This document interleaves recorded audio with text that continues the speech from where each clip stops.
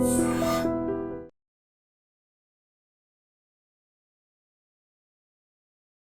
Hello నమస్తే and welcome to our channel. So ఈ రోజు మనతో పాటు స్టూడియోలో ఉన్నారు Vijay Karanam garu, your personal financial advisor. Sir నమస్తే సార్. నమస్తే అండి. సార్ ఇప్పుడు normal SIP, step up SIP, ఈ రెండింటికి డిఫరెన్స్ ఏంటి సార్? జనరల్గా అంటే అందరికీ ఎస్ఐపిస్ అంటే ఇప్పుడు అవేర్నెస్ వచ్చింది. జస్ట్ మన అమౌంట్లో మన అకౌంట్లోకి వెళ్ళి అమౌంట్ డిడక్ట్ అవుతుంటుంది. మ్యూచువల్ ఫండ్స్లో ఆ అమౌంట్ క్రెడిట్ అవుతుంటుంది. బేస్డ్ ఆన్ మన ఇన్వెస్ట్మెంట్ నెంబర్ ఆఫ్ యూనిట్స్ అనేవి అలొకేట్ అవుతుంటాయి.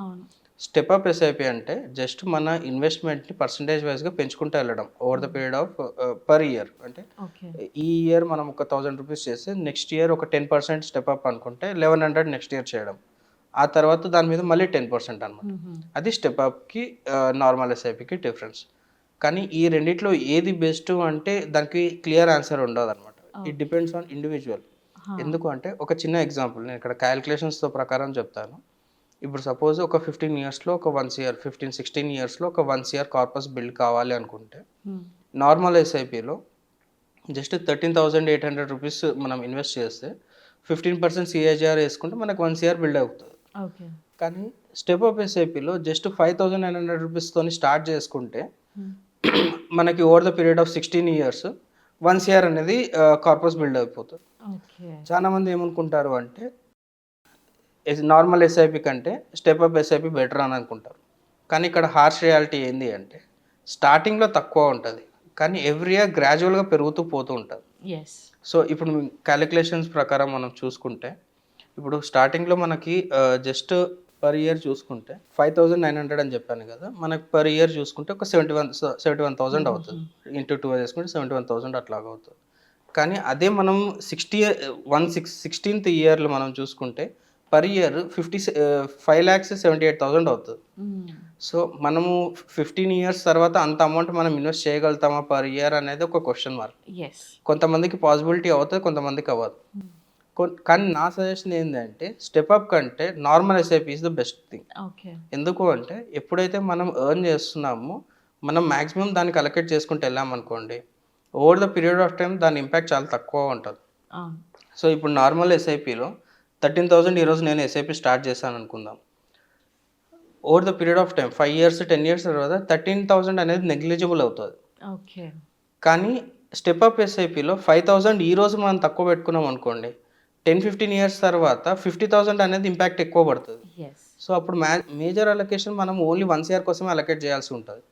అందుకే మనకి ఎప్పుడైనా నార్మల్ ఎస్ఐపిలో అడ్వాంటేజెస్ కొంచెం బెటర్గా ఉంటాయి. అండ్ మనం ఎప్పుడైతే యంగ్స్టర్స్గా ఉన్నాము, మనం ఎప్పుడైతే యంగ్గా ఉన్నామో డ్యూరేషన్ మంచిగా ఉంది, 16 ఇయర్స్ మనం అలొకేషన్ చేయగలుగుతున్నాం. సో ఇంత ఎక్కువ అలొకేషన్ మనం ఎర్లీ ఏజెస్లో చేసుకుంటే తర్వాత కొంచెం తగ్గినా కూడా impact will be very less అనమాట. సార్ ఇప్పుడు మనం పర్సంటేజెస్ అనేది పెంచుకోవచ్చు అంటారా? యా, డెఫినెట్గా అండి. ఇక్కడ మనం తీసుకున్న అలొకేషన్ ప్రకారము 15% అంటే 5,900కి 15% స్టెప్ అప్ చేసుకుంటూ వెళ్తే 16 ఇయర్స్లో 1 ఇయర్ అక్యుములేషన్ అవుతుంది. కొంతమంది ఏం చేస్తున్నారు అంటే ఎవ్రీ ఇయర్ 100% అలాగే స్టెప్ అప్ కూడా చేసుకుంటున్నారు. ఎందుకంటే ఇప్పుడు ఫినాన్షియల్ కండిషన్ కొంచెం తక్కువగా ఉంది. నెక్స్ట్ ఇయర్ డెఫినెట్గా బెటర్ జాబ్స్ ఉంటాయి, బెటర్ ఇన్కమ్ ఉంటుంది, ఎవ్రీ ఇయర్ మేము డబుల్ చేసుకుంటూ వెళ్తాము అనేసి అట్లాగా ఉన్నారు. కొంతమంది మేము ఇప్పుడు ఏదైతే చేస్తున్నామో ఇక్కడ నుంచి తగ్గించుకునే వాళ్ళు ఉంటారు. ఆ ఫ్లెక్సిబిలిటీ మీకు డెఫినెట్గా ఉంటుంది. ఎస్ఐపిలో మనకు అదే అడ్వాంటేజ్.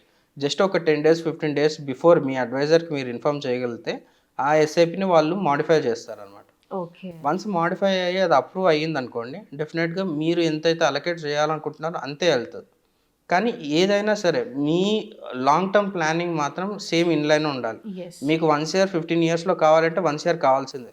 అది స్టెప్ అప్ అయినా స్టెప్ డౌన్ అయినా లేకపోతే నార్మల్ ఎస్ఐపి అయినా దానికి మాత్రం ఖచ్చితంగా మనం స్టిక్ అయి ఉంటే మాత్రం డెఫినెట్గా ఆ గోల్ని మనం ఈజీగా అచీవ్ కావచ్చు. సార్ ఇప్పుడు వన్ టైం ఇన్వెస్ట్మెంట్ని ఎస్ఐపిని క్లబ్ చేయొచ్చు అంటారా?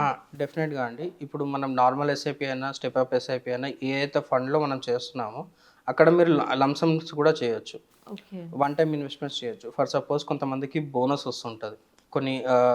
కొన్ని కంపెనీస్లో ఎవ్రీ ఇయర్ దివాళీకి కానీ లేకపోతే న్యూ ఇయర్స్కి కానీ లేకపోతే కంపెనీ యానివర్సరీ ఉన్నప్పుడు బోనస్లు ఇస్తారు.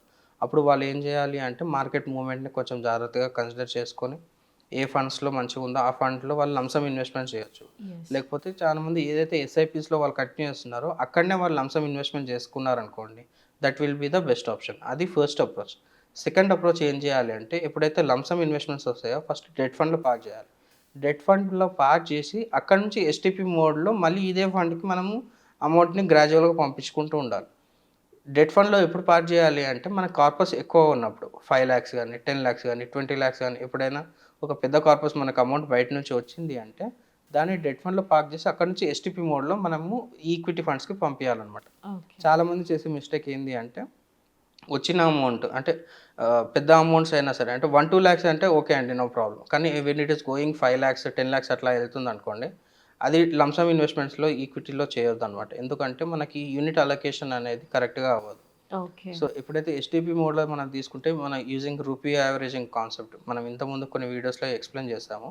ఆ కాన్సెప్ట్ ప్రకారం మనకి over the period of time మనం చూసుకుంటేనే నెంబర్ ఆఫ్ యూనిట్స్ అనేది ఎక్కువగా వస్తుంది అనమాట. ఓకే. ఆ యూనిట్స్ ఎప్పుడైతే ఎక్కువగా వస్తాయో మనం ఎప్పుడైతే విత్డ్రాల్ చేస్తుంటామో ఆ యూనిట్స్కి ఆ రోజు మార్కెట్ వాల్యూ ఎట్లా ఉందో దాన్ని క్యాలిక్యులేట్ చేసుకుని మనకి పర్సెంటేజ్ ఆఫ్ ప్రాఫిట్స్ అనేది బుక్ అవుతాయి. సో ఈ ఎస్టీపీ మోడల్ని లంసమ్స్లో యూజ్ చేసుకోవాలి. అండ్ సేమ్ ఫండ్లో మనము ఎస్టీపీ చేసుకుంటే will be much more better than normal SIPs కానీ స్టెప్ అప్ ఎస్ఐపీస్ కానీ. Thank you so much sir. Thank you.